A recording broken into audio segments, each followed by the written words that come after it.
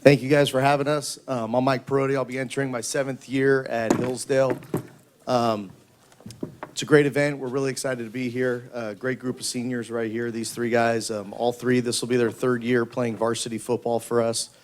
2 of them started. Brett, our quarterback, we brought him up as kind of like a redshirt year. He just sat there behind a really impressive quarterback and learned a lot. And so we're going to be pretty lucky to have these 3 guys leading our program this year.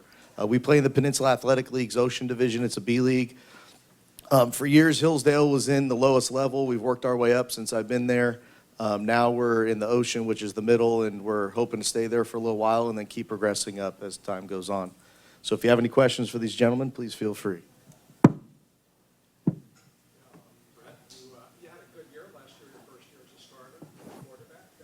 What are some of your goals this year? One of my goals this year, well, team-wise, would be to go undefeated and win league, and from there to maybe go win CCS, even though it'll be a challenge for us, but I think we can compete. And I would say personal goals would be like over 2,000 throwing yards and maybe over 500 rushing yards. Over 2,000, 500. Mm. How are you progressing as a quarterback this year as opposed to last year? I think I've progressed very well. I have had a lot of coaches help me, one being Coach Parodi, and then a couple other coaches named Andre Kelly and Dave Hansen. They've helped me with my footwork and my reads and all that stuff. Mike, when you hear Brett, those kind of numbers, what goes through your mind? That's fine with me. I have no problem with that. Lofty goals are great. If you get close to them, I'm fine with that. Last year, he did a great job for us. His passing yards, I think he was just a shade under 2,000. Rushing yards, he'll have to work on that a little bit to get closer to 500. But, he did a great job. As I said, that redshirt year, I think, as a sophomore really helped him to learn our system. And last year, he was able to kind of take ownership on that. And he learned a lot. There were a few rough lessons throughout the year during games that, interception, stuff like that. But we tell him that all that stuff is going to benefit you later on in life. Hopefully this year we'll see the benefits for sure. But he's totally fine to go for 2,000 and 500. I'm okay. Last year, you guys ended the season with over Eric and the long losers.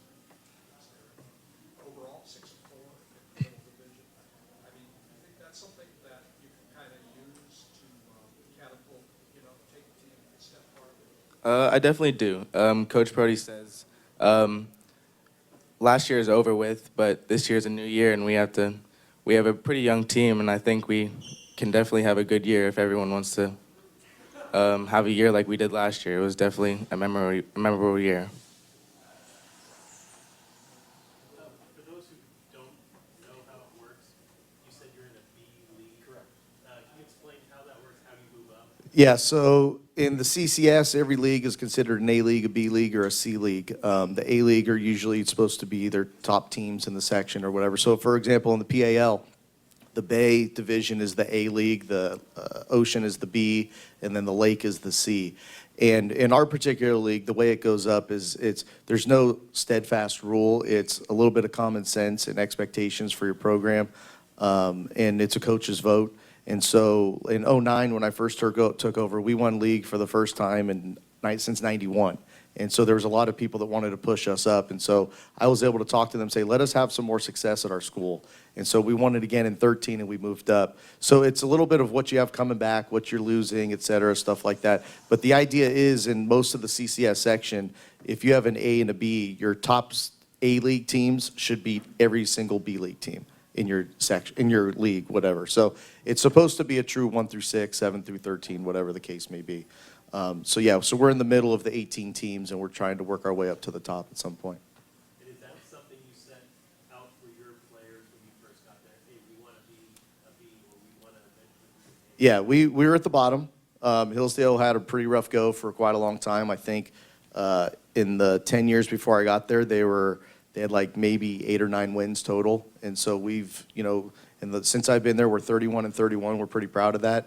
And so we're working our way up. And our ultimate goal that first day was the year before I took over, we had less than 40 kids in the program. Now we're over 100.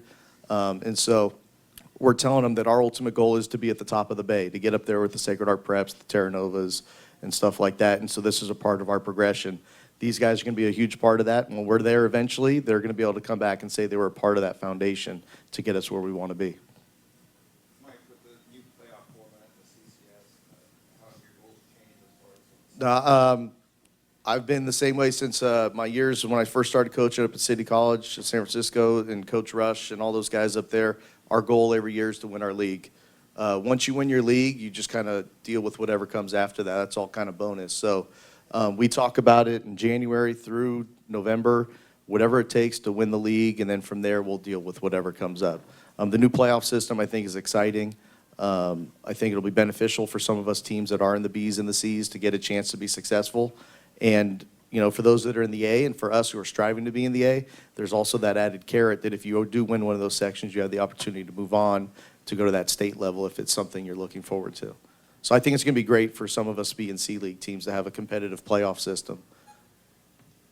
Who's the favorite in the Ocean Division? I hope it's us. But I think the Ocean, you know, we found out last year, our first year in the Ocean, that you know, when we were in the Lake, it was a little bit, you know, the few really good teams were pretty successful. And in the Ocean, everybody's pretty successful. So it's, you know, it's game in and game out. You know, you got to be able to kick field goals to maybe win by 3 and stuff like that. So we'll see. I like our chances. We're very young, as Cameron alluded to.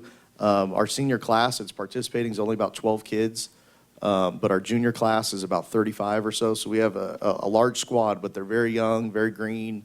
But they were successful last year as JV. So we're excited for the future, but I'm also worried about the present. So we got to get these kids rolling and get them on board.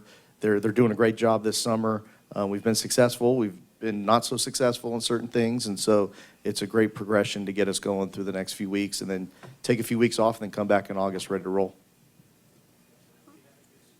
Our school right now is about 1340 or so. When I first got there, we were about 1,089, so we're growing, and we're projected to be at about 1,800 in about 2 or 3 years. So we're growing.